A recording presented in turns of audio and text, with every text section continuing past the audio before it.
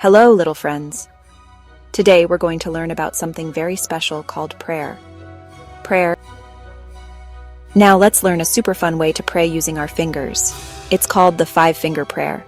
Hold up your hand and wiggle those fingers. Your thumb is closest to you, so it reminds us to pray for people close to us, like family and friends. Can you say family and friends? Great. The pointer finger is for teachers and helpers. These are the people who guide us and keep us safe. Let's remember to pray for them too. The tall middle finger is for leaders and important people. These people make big decisions that affect many others. It's important to pray for their wisdom and guidance. The ring finger is our weakest finger, so it reminds us to pray for people who are sick or need help.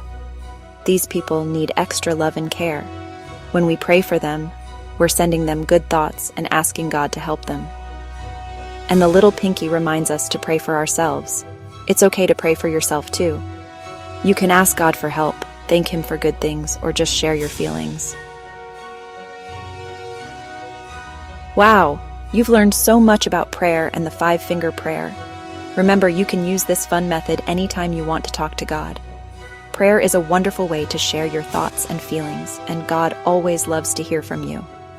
Let's try to pray every day. Can you do that? That's right, you can.